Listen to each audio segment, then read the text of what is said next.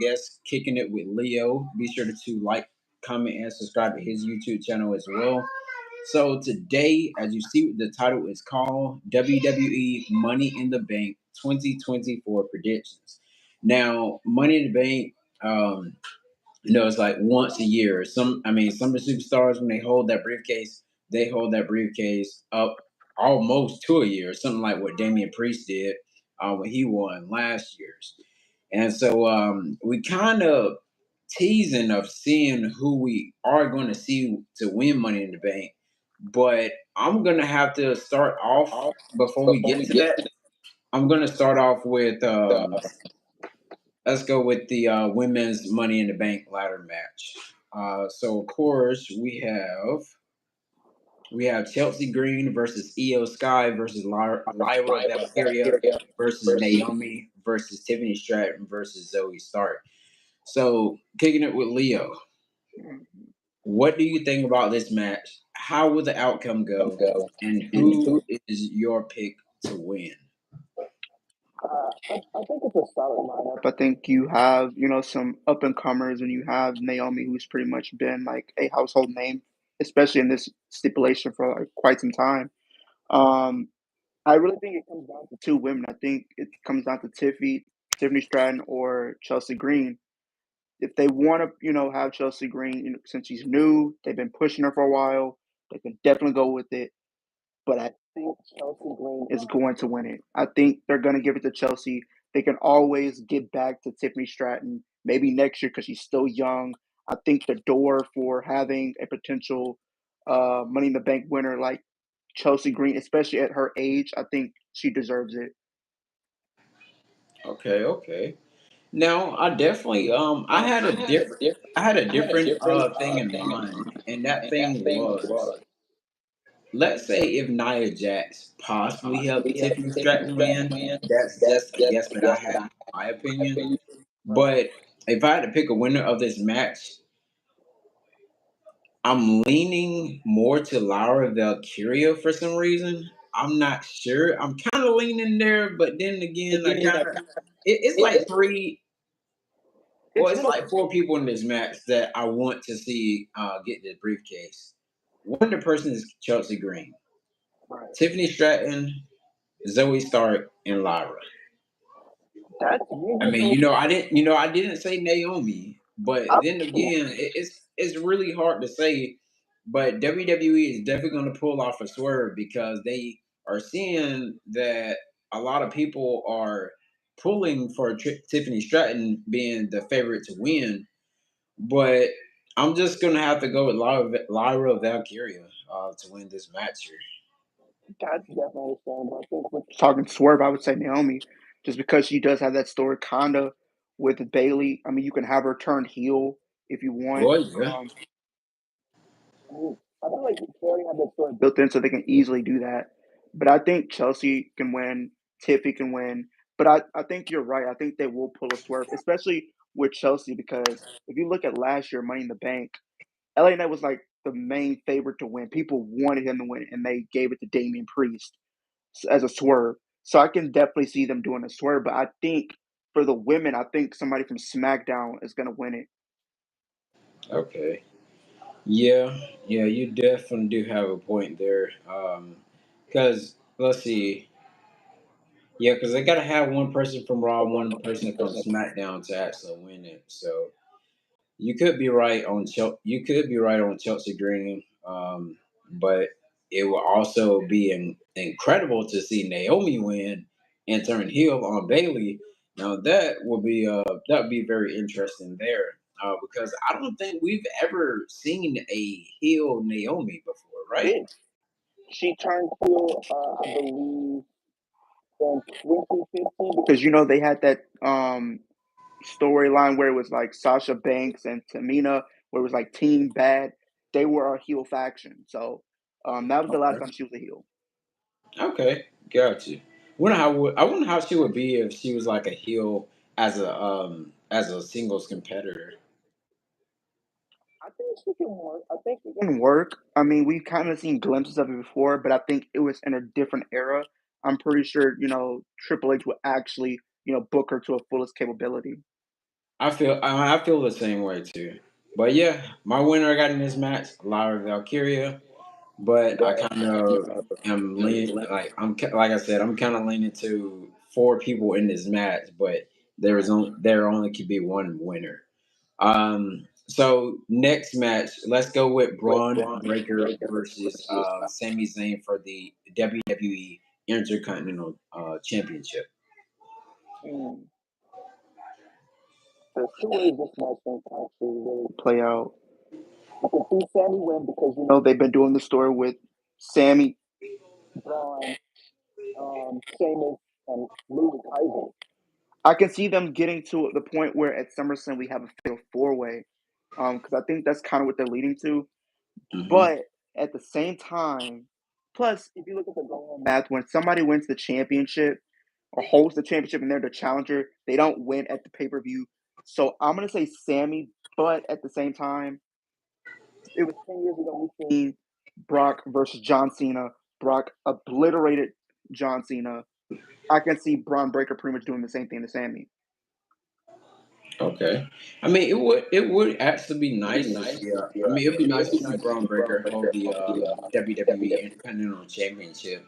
I mean, Sami Zayn had it like on numerous occasions before, but what will happen if Sami loses his Intercontinental Championship at Money in the Bank? Will he get that rematch, or will like he kind of fall into that thing um, where they have to call them over to SmackDown to do that little bloodline thing for if they do it at SummerSlam. I don't think he needs to go over to SmackDown to do it because Jay's on Raw, so you can easily have Roman come over there and it says, "I know y'all on Raw, but I need y'all help just for this one night," and they can kind of pull that off that way. I mean, it's not to get off topic, but for some reason, I'm seeing stuff all over the internet is saying that Roman could possibly be reaching out to Brock Lesnar to help him. Oh no. That's gonna be an odd team, a odd ass team. I mean, No, they do. I mean, at the same time, they do need a fourth man because if Roman gets Jimmy and Jay, and then he's gonna need that fourth man. But a lot of people want to have that fourth man to be the honorary Uce Sami Zayn or have Brock or whatever. I mean, but at the same time, anytime someone touches Paul Heyman, I mean, you automatically see Brock Lesnar like come out furious. that's true. I did see some other ideas that have been thrown around besides Brock Lesnar. That Brock Lesnar is probably like the craziest I've heard yet. But I can see a situation where they get their closest Survivor Series or wherever they do this War Games match. Jay's still going to be part of it, of course. But I think Jimmy Uso could probably get taken out once again, and Roman has to call on his brothers and on Mm. John Moxley. Because I think John Moxley comes back to WWE and the Shield get back together. Gotcha. Okay, so my pick on this Sami Zayn versus Braun Breaker though. I'm gonna have to I'm gonna have to say Sami Zayn retains, and the only reason why I say that is possibly, well, I'm not sure if Liquid Kaiser may come back or anything because I heard when Sheamus hit him with that knee, it like literally knocked him out. What did he catch a concussion? Did Sheamus hit him in the head with the knee? No, it didn't get out because of a rib injury suffered by Braun Breaker when he got hit with that spear. So he's probably gonna have some unfinished business with Braun Breaker. He's gonna have some unfinished business with Sheamus. So you have all those intertwining stories around the IC title, and you could probably do that at SummerSlam. But I tell you this. But what I tell you is, within all these five or six matches that they have here on the card, you can already see like there's some interference that can go on with any of these superstars. I mean, like with Priest, I mean, you can have Judgment Day with Rollins. I mean, you can have. Well, I'm not sure with Rollins because he just came back. Um, Bloodline and have somebody to come in there and uh, the women's match, Nia Jax and all that stuff. But like I said, winner, I would say Sami Zayn retains by disqualification. Either Sam, I think Sammy wins by DQ or Sammy wins via roll up. Right? Yeah, that's true too. But I do want to see Braun Breaker win it, possibly at SummerSlam. I think that's how we get there. That gives him enough time to get ready. I mean, he's already. I mean, this guy is already showing up and showing out on the main roster. Like people love, they like how they do that camera angle where they kind of zoom the camera up over the ring and you see him come running around. That I mean, that's impressive more than what's his face, Braun Strowman's shoulder tackle. Because when he gets that spear, man, it's like I'm like, dang. But people are definitely behind this man, even though he's pulling it off kind of like a heel, but he's not really. Oh, he's not heel. I don't think the way he's being perceived, because when you look at, like, even though he's like being a heel, the Right. I think it's going to be a situation where he might become like a tweener. Gotcha. Into like a very dominant face. Gotcha. Yeah, because I mean, you can hear the people. They're like literally barking when he's out there barking. He's not like he was when he was in, before he left NXT. He was like a kind of like a full heel there. But yeah, like I said, I have Sami Zayn retaining, but I definitely want Braun Breaker to win. But like I said, I'll see him winning at SummerSlam. Uh, maybe they do that little fatal four match and Braun just come out of nowhere with a spear, and whoever he hits, I mean, I don't know if it's gonna be Sheamus. I don't know. I guess they're gonna try to get Liquid Kaiser his momentum back and to give him time to get to SummerSlam. I think it's like the beginning of next month is it second or third? It's the August 5th. It's the first week of August. So August 5th is SummerSlam. Okay, gotcha. So next match, you guys. We're gonna go with the Bloodline versus Cody Rhodes, Kevin Owens, and Randy Orton. Um, so from reports that I heard, since they got this thing listed as the Bloodline, it was reported that I seen earlier this morning, Leo, where they were talking about they were wanting to add Jacob Fatu into the mix to do a 8-man tag match. Now, if they do that, who could uh, Cody Rhodes, Owens, and Orton call up? Could they call up Jimmy to return? But that it would be odd, honestly. But I'm not sure who they can actually call. The only person I can see is Jimmy. I think it's gonna be Jimmy because he's gonna want revenge on the Bloodline for taking him out. I would love it for it to be Roman, but I think they're waiting till SummerSlam to bring him back. So I think it's gonna be Jimmy. They might make it happen on Friday. Gotcha. Okay. So if you had to pick a winner on this match, who will win? Would it be by pinfall, disqualification, or submission? Well, no, it won't be no submission in this match. No submissions. First off, I didn't know The Weeknd decided to become a WWE faction. I don't know where I've been for the last couple of months. I didn't know that they had a bad album and needed to go to WWE, but they did.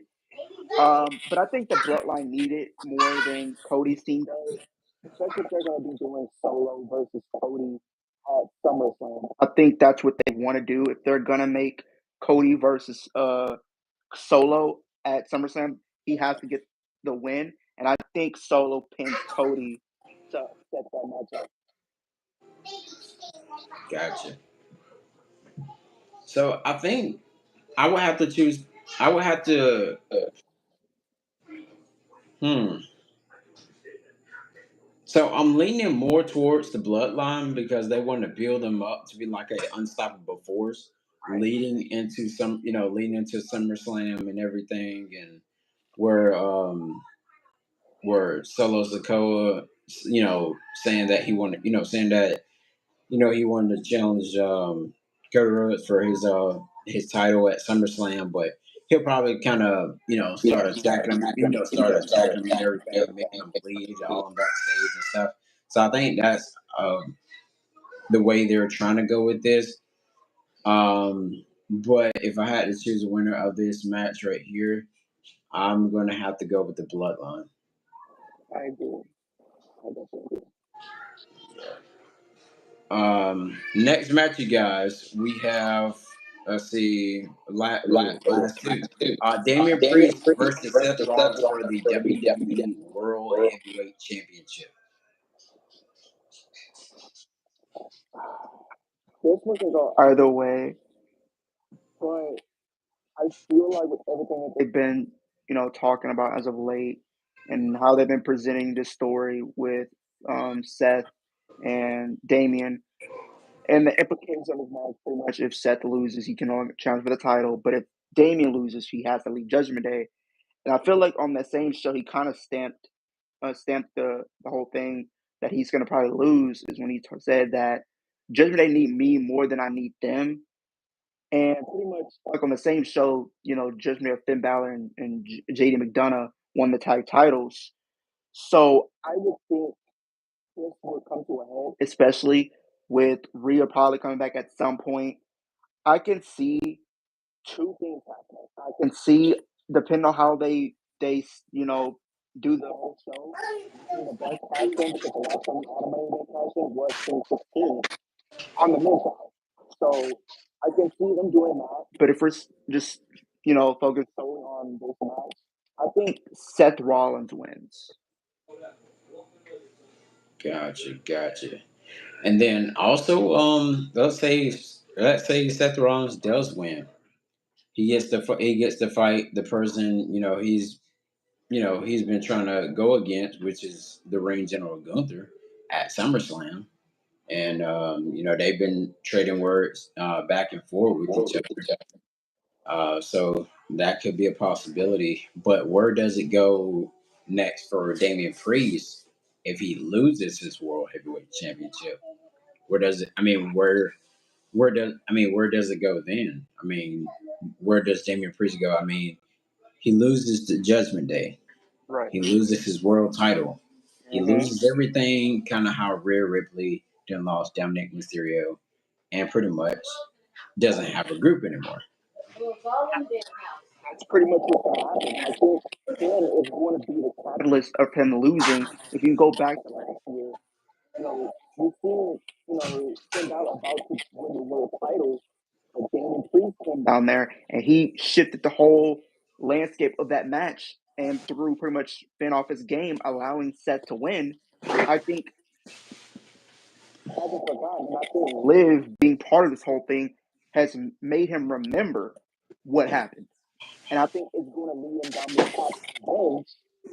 And I think he is going to cost him that match. And I think not only that, they're going to jump him. I think they're going to jump Damian Priest to solidify that he's officially out. You write him off for a couple of weeks. He comes back with Rhea Ripley, because those two are like attached to the hip. They always have each other's back. So I think that's where the route they're going. However, like I said, I think Money in the Bank can also play a huge factor depending on where it places on the match card. Yeah, definitely. But then this match can be physical to the point somebody does come down and pass in. Now that does make a lot of sense. Rollins wins. He goes on to face Gunther, since Gunther has won the King of the Ring. And then you have Damian Priest, of course, be written on TV for a little while, and then next thing you know, he ends up returning, like what, SummerSlam or something like that. Not even SummerSlam, maybe like 2, maybe 3 weeks from SummerSlam. Then he comes back with Rhea to set up Finn versus Damian at SummerSlam and Liv versus Rhea at SummerSlam. Gotcha. Okay. So if I had to pick a winner of this match, it is kind of tough. But what I see is Liv costing Damian Priest by walking down to the arena and pretty much just distracting him, kind of like how Liv did Dominic on Monday Night Raw, and then actually like walks away with his title, and then just walk back up the ramp. And so I feel I feel like that That's more would happen there. So I'll say winner of this match and new world heavyweight champion, Seth Rollins. agreed.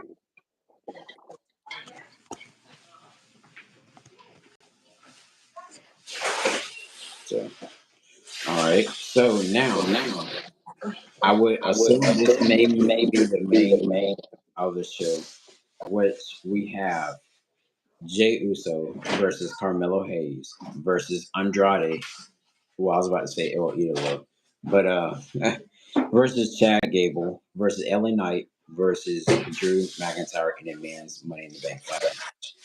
Now, with that being said, we have a lot of superstars in here that could get cost their match. Especially you got Jay because Howdy them could come after him for stealing the car spot. I mean, he already told them that they can't get back, but they still not buying into that. Carmelo Hayes, him and LA Knight kind of got a little thing going on. Andrade, I don't think Andrade doesn't have anybody that. Oh no. Santos them. Santos. Yeah, he got Santos. Yeah, he got Santos them that's trying to make him join. So what if that help what if they help him up on the ladder and he wins the thing and joins LWO? But at the same time, I am tired of this LWO. They're just dropping hot L's. And then again, we got Chad Gable, of course. Yeah, they're coming at Wyatt Six coming after them or whatever. LA Knight, you got Logan Paul. That's definitely gonna push him off the ladder. Drew McIntyre, AJ Lee may come out, push him off the ladder, Yeah. or CM Punk himself, or CM Punk music plays and go doing that little thing, whatever. That could be another distraction. So if I had to pick a winner out of this match, I see they're promoting Jey Uso with the Yeet in the Bank symbol thing as what we've been seeing. So if they do have Jey Uso to win, which is the highly favorite, they could have him cash in on the guy that he almost beat single handedly in a 1-on-1 match for the Intercontinental Championship, and that person is the Ring General Gunther. So that is a possibility that I have, in mind. My pick was Carmelo Hayes.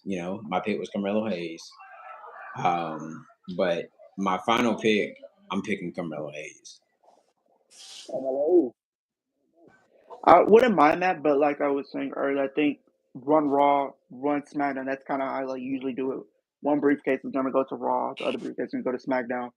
And I think you look at the current lineup, I think Drew is going to be costed the briefcase by Punk or AJ Lee. And they just retweeted something where they had like a moment, like relives this Money in the Bank moment where it was pretty much AJ Lee pushing John Cena off the ladder. I think that was at TLC 2012 that year.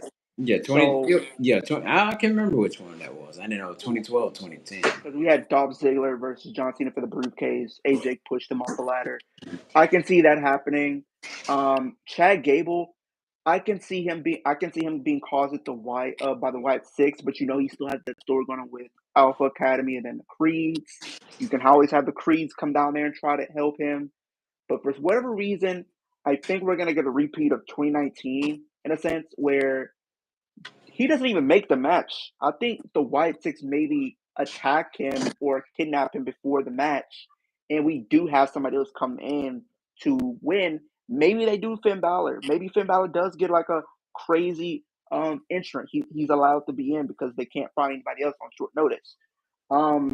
But I think Chad Gable would be cool.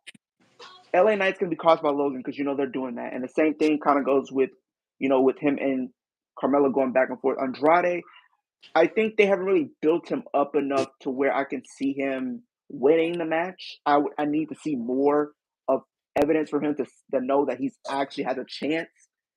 And with their recent track history, I think this is really the final time that we can really sit up here and say main event Jason has a chance, because he always is putting these big matches but never comes out on top. I think you look at the current landscape, I think he needs it, because if you don't, I don't think a lot of people are going to be buying into him as main event Jey Uso because they don't give him the win when it's all said and done. Now, if he does win, I would love to see him cash in on Gunther because, like you said, he does have a history for the IC title, but he also has history with the Judgment Day because the Judgment Day cost him the world title at Backlash. Backlash, we seen Jey Uso was very close to winning, but the Judgment Day got involved. I can see a situation where if the Judgment Day do attack Damian, maybe he does cash in. Maybe he does cash in and wins. And we can have Jey Uso going into SummerSlam as World Heavyweight Champion against Gunther. Now the roles are reversed because now Jey is champion compared to when Gunther was champion. Gotcha. So yeah, that is another part.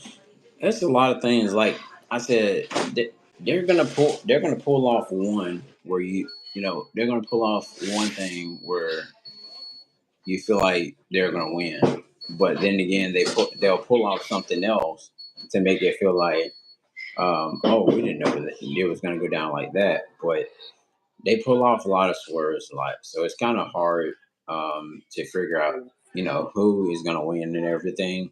Plus, at the same time, I'm just ready for this weekend. We got we got NXT Heat Wave on Saturday. Shoot, if you want to, shoot, man, if you want to combine, I know NXT is actually still on right now, as we speak Was here. fire. I love that fight. How's NXT going on TV over there? I'm enjoying it. I mean, NXT's definitely been cooking. Especially that street fight. That street fight I'm looking forward to. That street fight was actually really good. I think, they actually are building Jada Park up to be a future prospect in the women's division. I want to see more from her. Hopefully she does get in the mix for that North American title or maybe gets propelled up to that NXT title scene at some point. We will see. I did recently see that Moose from TNA, the TNA World Champion, called out Obafemi, and he told Obafemi, you tell Shawn Michaels to call me and I'll come over to NXT and we'll have a match. I'm telling you, when they do that, I will instantly be watching because that match is going to be fire. Oh yeah, definitely, man. Shoot. So we can go ahead and just stick the NXT Heat Wave into this video as well. So looks like right here we have NXT Tag Team Champions Nathan Frazer and Axiom. If you guys on here that are watching don't know Nathan Frazer and Axiom, definitely check them out here on YouTube.com. They're fast moving stars. They do all these flips and crazy stuff like I've never seen before. It's like literally watching CMLL but on NXT. But they're fighting Chase U. If you don't know Chase U, you've probably seen him before. It says Chase University on their little red shirts. But with I'm gonna have I would hate to actually see Nathan Frazier and Axiom lose. But if I had to pick a winner on that, I'm gonna have to say Chase U will become the new tag team champions. That is totally a possibility just because they kind of been teasing like a little rift between Nathan Frazier and Axiom where it looks like, Nathan Fraser isn't really focusing on the tag title. He's focused on other things. So I can see that definitely happening. But I think they're gonna have them retain the titles, and I think you build it a little bit more, and then maybe they lose it at some point. Gotcha. Okay. Cool. All right. NXT Women's North American Champion Kalani Jordan versus Sol Ruka. Now, in this match right here, both of these are some great competitors. But then again, I mean, we have, if you guys don't know Kalani Jordan, you probably seen her with her boyfriend Carmelo Hayes before across the internet and stuff like that. So real good. She's definitely a incredible talent as well. Definitely check her out. She's kind of like a surfer, uh, like lady and everything. And she has this. What is that move called? Like, man, that move is fire that she does. I don't really know the name of it, but I do like that move. Yeah, Um, it's like she runs in front of you and do some. She it's did it like it's off like the a black flip ladder. stunner. It's almost like a black flip stunner. Yeah, but she does it so pitch perfect that it looks incredible. Now, in this match right here, the high hopes of this match, they want to see Sol Ruka win, but at the same time, I feel like if Kalani Jordan does, like I'm gonna pick Kalani Jordan. But I feel like what they're Agree. going to do, they're going to shake hands, and Kalani, of course, will go heel. And this is where Kalani Jordan will be feuding with Sol Ruka and everything like that. And eventually, Sol Ruka will become the new NXT North American, NXT Women's North American Champion. So I'll give it about another month or two before it does happen. I definitely agree. I think Kalani just won the title. I don't think they need to take it off her. If they were have plans to put it on So Ruka like right now, they should have gave it to her at NXT Battleground. So I don't think they're gonna give it to her now. But I think with them having two faces go up against each other, it's almost like a foregone conclusion that one of them's going to turn heel. And I think Soruka is just way too over to turn heel right now. I think it's way more interesting to have Kalani Jordan turn heel, and then you build like that story, and then maybe you can have Soruka get the win, maybe at their next pay per view. All right. Okay. All right, cool. So we agree with Kalani Jordan retaining. All right, NXT North American Champion Oba Femi versus Wesley. A lot of people don't like Oba Femi just because he went to the University of Alabama. Um, but then again, the guy is incredible. Um, I mean, he's not like an actual mean guy. He's not like one of those top Nigerian heels or anything. He's just giving fair opportunity, to superstars, and also allowing Wes Lee to get a second opportunity. But this time it's one on one versus like last time they were like in a triple threat or fatal four way or something. So, like you said earlier, Leo, they're kind of doing this thing like a David versus Goliath type match or something like that. So with this right here, you guys, um, I'm gonna say Obafemi retains. I also will have to say Obafemi retains. I think they're going to have them have a longer reign. I think what they can do with Wesley, it kind of pushes him in the sense of he snaps at some point and goes heel. And I can see him going up against Trick Williams for that NXT championship, and that's probably where his focus starts to shift to. And then as far as Obafemi, if you want to have somebody take the title, I know he's in an NXT title match, which we'll talk about in just a little bit.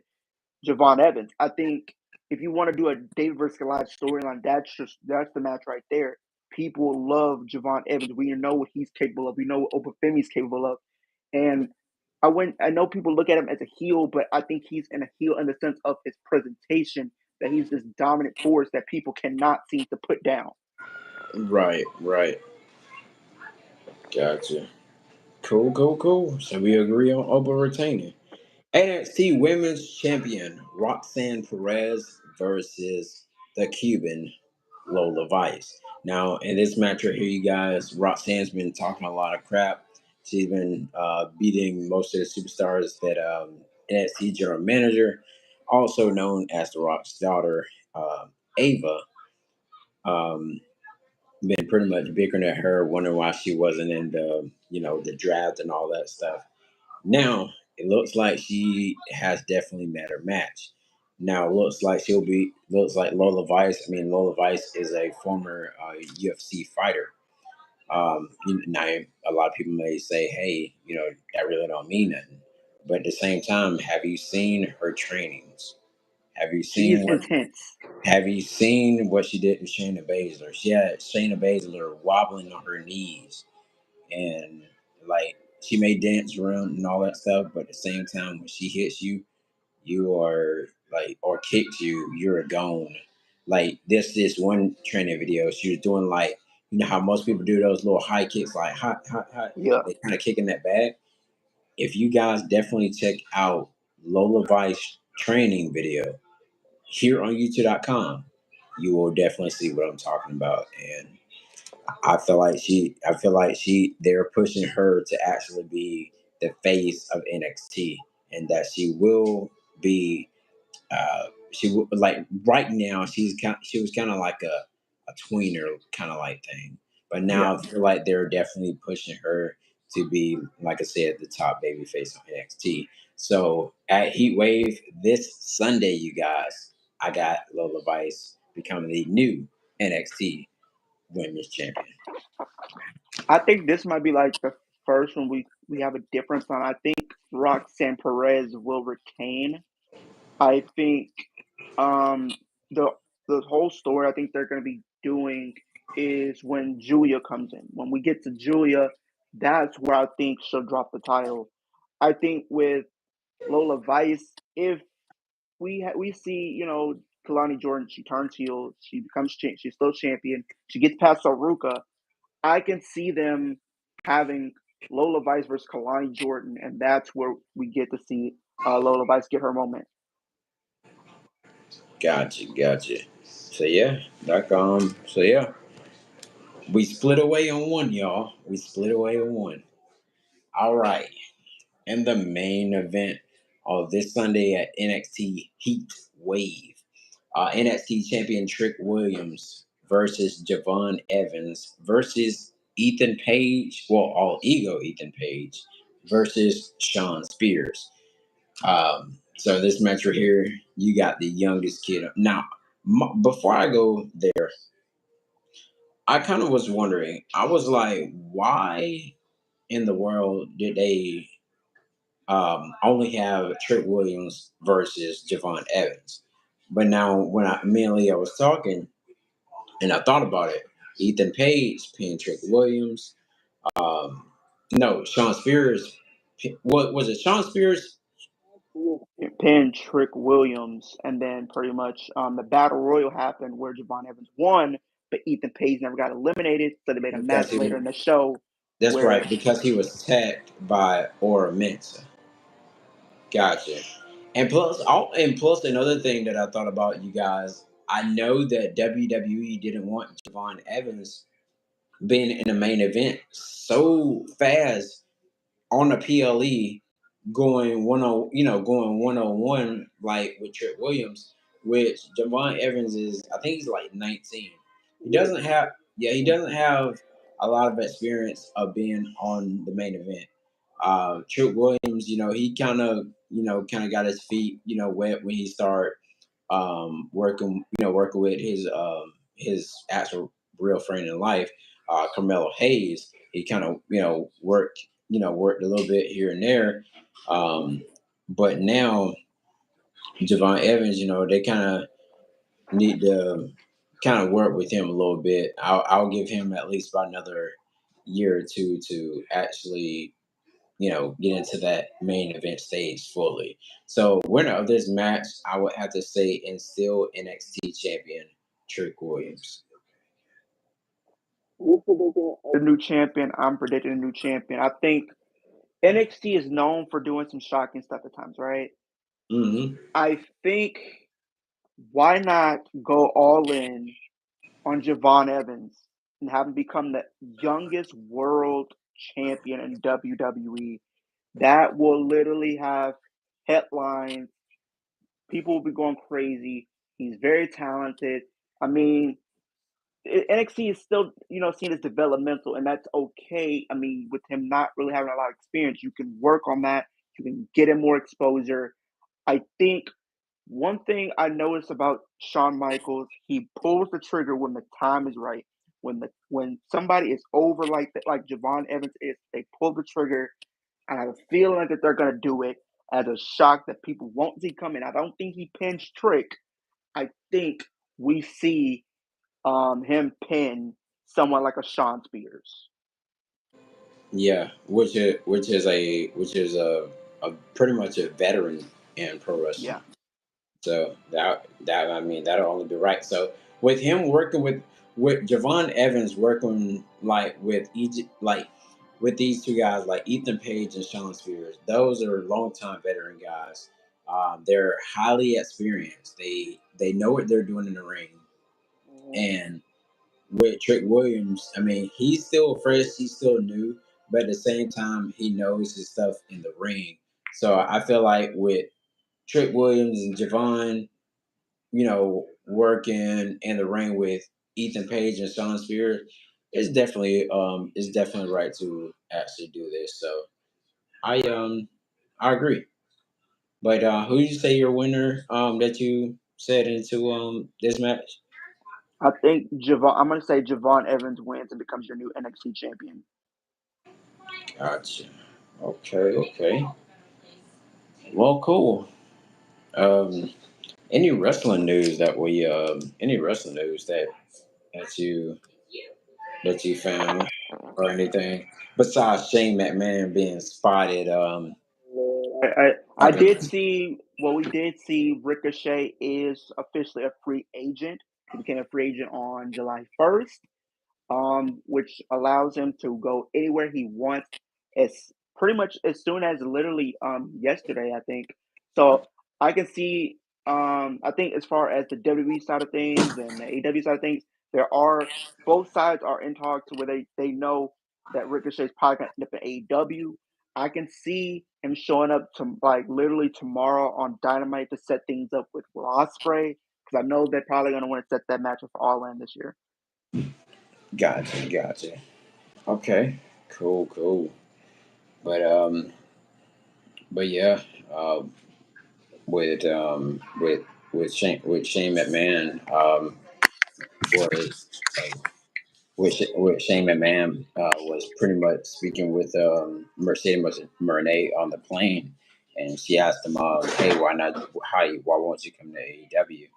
So that also leaves another open door for Shane to actually appear up over there.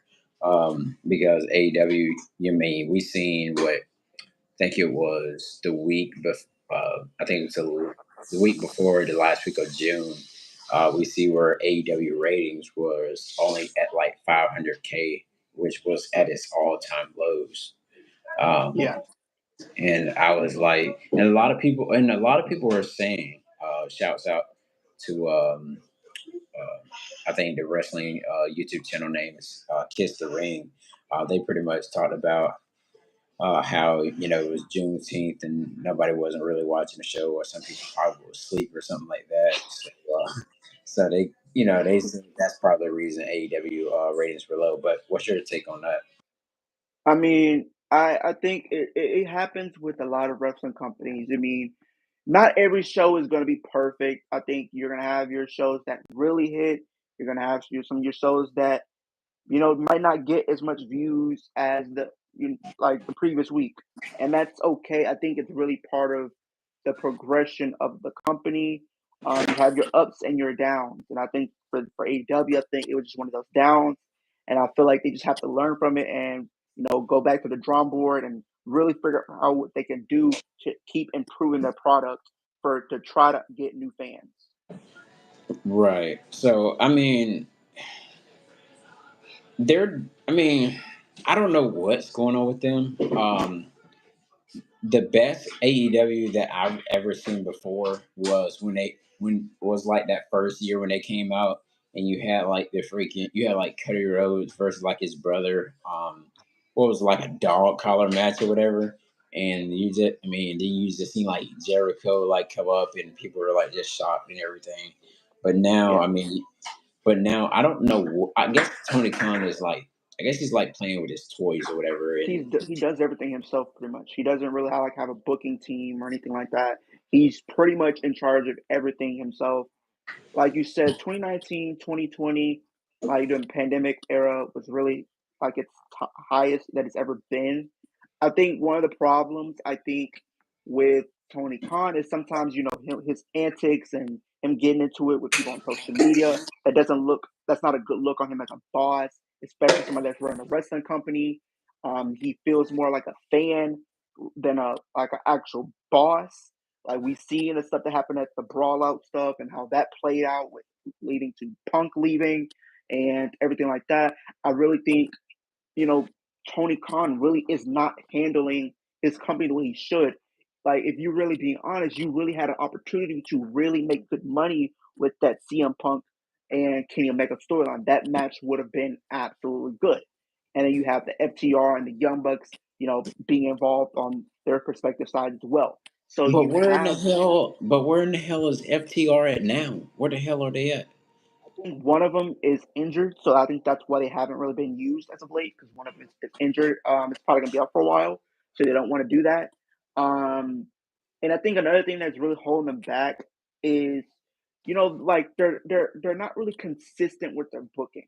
Like they have one thing happening in one week, but they don't really follow up on it the next week. And then And, their talent, like when you have a talent like these great talents that come into your company, you should have a plan in place for them. You should have a story for them. You should have, once this is what's going to happen. This is you have your A, your B, and your C. How we're going to get to from point A to point B to point C. You should have that locked and ready when you do sign these talent. And you have a lot of these talent that come in. They have a great match, a great feud, and everything like that. But right after they finish like their first feud or first match, they don't have anything else planned for them after that. They pretty much just have them on Rampage or they go missing for like a couple months at a time and people forget about them. They that's shouldn't the be bringing in worst. talent. You should not be bringing in talent if you don't have plans for them. That's my whole thing. I've been saying is I'm scared if Ricochet goes to AEW. I don't mind him going to AEW, but my problem is how Tony Khan would book him. He's gonna Is get lost in the shuffle. Exactly, and you have a lot of wrestlers that are AEW that can wrestle that style that Ricochet does. You have your Dante Martins, you have your Leo Rushes, you have your CMLL guys. You have those guys that can wrestle that style, and it would make Ricochet seem less important when we know he's capable of doing great things. That's why I feel like if you were to go somewhere, him going to New Japan would be cool because you gutted their roster with having a lot of them go over to AEW. Him being like a stay over there, you can have him go to TNA. You can have him come back to WWE in the future and maybe take a couple months off. You can do either one of those things, but AEW, I don't think right now is the place for him right now. No, in AEW, I mean, they just honestly they throw matches together.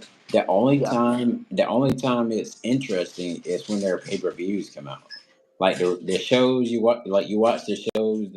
They try to get their ratings back up by bringing MJF back, a little bit sooner. Mm-hmm. But then again, once you bring MJF back, I mean, what is he doing? I mean, he's wrestling. Who was it? Hechicero, I think it was. Wrestled him on the Forbidden Door. He was the first match. That was the first that was opening match that day. That was a cool match. Right. So And so, I don't know. and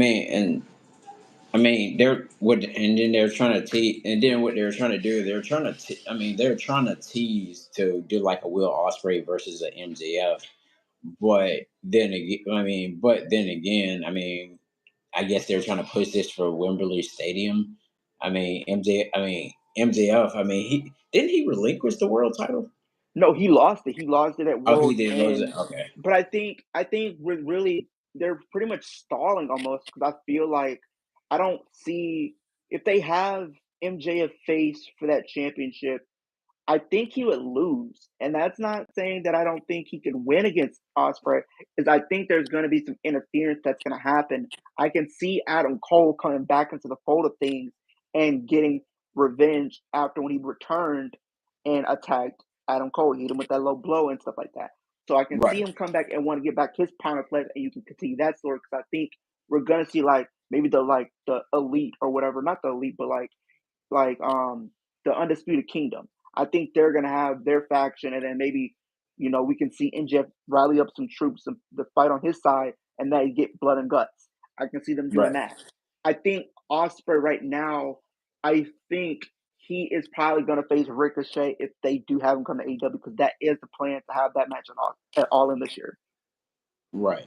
So I've noticed, like, I'm just thinking of things. I know they're going to try to kick that title off Swerve Strickland. I can already feel like they're about to do it simply because who I feel like Swerve will face next. Oh, yeah, will face next at Wembley Stadium. And this person will join the Elite. And the Elite is going to help them win, which they already done help Jack Perry win. And Hangman. is Hangman Adam Page. And that's it. That is where does it go for Swerve Strickland then? I mean, he wanted the world title. He kept talking about it. He got it. Um, Much longer. and then he didn't even get like a title celebration or anything. No, they didn't. They pretty much had him defended like the first like day after he won it or whatever. Yeah, I they don't didn't mind do the it. Hangman idea. I don't mind the Hangman idea. I think they can definitely cook with that because I think they still have that story there. I think with the current landscape right now, I can see Adam Cole possibly getting his hands on that world title. I think Tony Khan was trying to put that world title on um, Adam Cole before he got injured. So I think they might have him win the world title. So you can have him go up against MJF at some point for the world championship.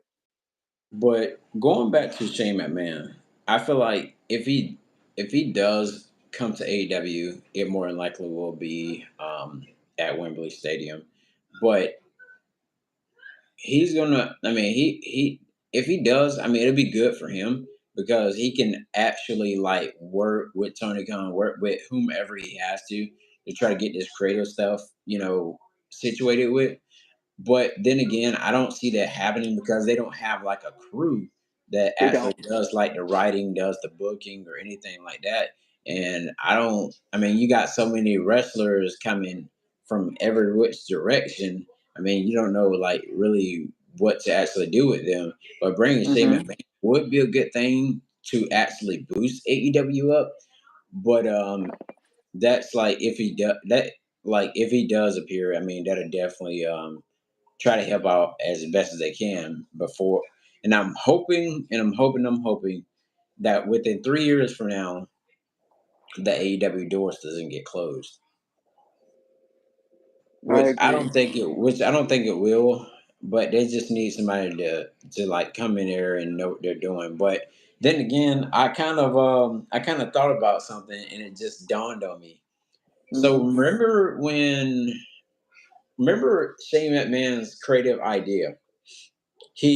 I know you're watching NXT, man. Uh, but you remember Was every AEW? No. Yeah, I think I know what you're alluding to. I think you're alluding to what happened at the Rumble a no couple no years no not ago. no not well yeah that too. I mean he injured himself. He injured himself real fast, and also remember the time when Shane McMahon um created like a Royal Rumble at one point. I mean, when you talking about like when he created Raw Underground? Well, that too, but he also created like a Royal Rumble match. I can't remember which Royal Rumble match he created, but it didn't all go so well. But that underground thing is another thing that Shane That was McMahon helped. 2022, I think, because I think he had a lot of I think he had a little input on that match. Right. Let me see. When was it? I'm scared for him to go to AEW because Tony Khan, he lets people walk over him. Who's to say that Shane McMahon doesn't do the same and uses his power to get a title shot and win? Like, could you imagine the heat that would be garnered towards AEW, not just Shane McMahon, but the entire company, if they do something where Shane faces Swerve for the title and beats Swerve and becomes their new AEW World Champion? If some bull mess happen like that, man, I will literally not ever watch AEW. I don't care what is on. I don't care if it's the pay per view. I don't care if MJF is talking. I will not watch that junk because I'm gonna like that's the same. That will be like the same thing that Brock Lesnar. Well, what Vince McMahon had Brock Lesnar do to Kofi Kingston. So I'm not playing that.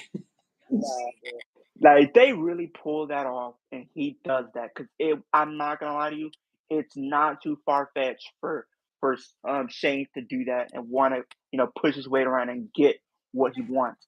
And if he wants a title, he's gonna probably more than likely get it. And I don't think Tony Khan would really do much to stop him. Yeah, but right now a lot of people want Shane to wrestle, but He can with, wrestle, but when he's with motivated and the story's there. but with his day and age, remember what happened like the last time we seen him in WWE? I think he like freaking He hurt, like not the win out himself or something. No, it was WrestleMania 39. I think he tore his quad. I think he tore his quad. Yeah, I think what was he trying to do? I think he was trying to do the coast to coast or something.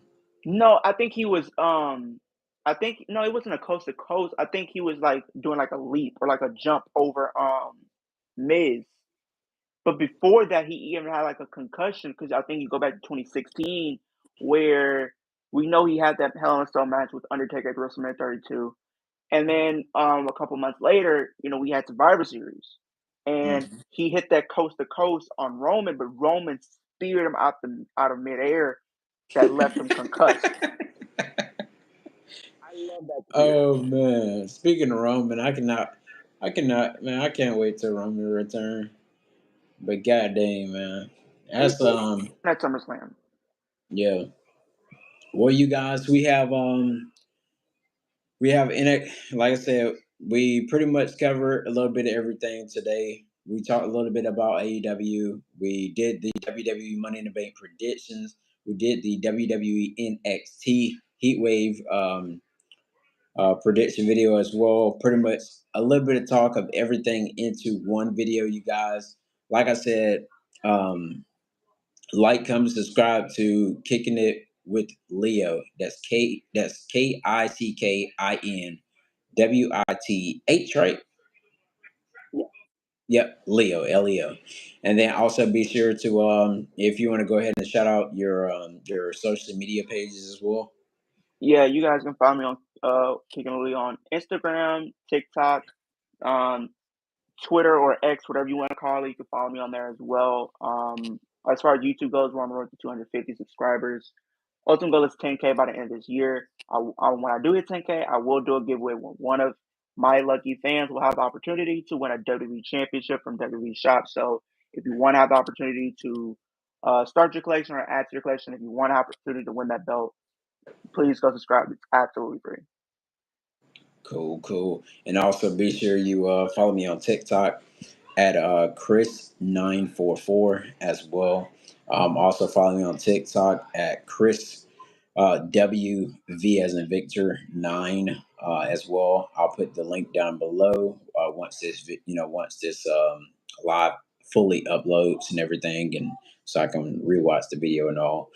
But other than that, you guys, be sure to check out NXT Heatwave this Sunday at 7 Eastern, 6 Central, I believe it is, right? Yeah, the kickoff show usually starts at like 6, but the main show usually it's gonna probably more likely start at 7. Gotcha. And then same thing, you guys, with Same thing with Money in the Bank. I think it's at 7-2, right? Yes, Yep, it is. 7. All right, cool. So we got a good amount of wrestling coming up this week, you guys. Tomorrow's AEW. Tonight was NXT, and then Friday we got SmackDown, Money in the Bank, and then so on and so forth. But Yeah, thank you guys so much for joining in. Appreciate you for joining in, Leo. no problem. So yeah, you guys. Till next time. Oh, also check us out on the Flex Zone podcast, right? On Saturday. The Flex Zone podcast. We'll put the link down below in the description so you can go to the YouTube channel and be sure to turn on your post notification bells on Kicking It with Leo, the Flex Zone podcast, and Chris Wrestling Views here on YouTube.com. I'll see you guys in my next video. Peace.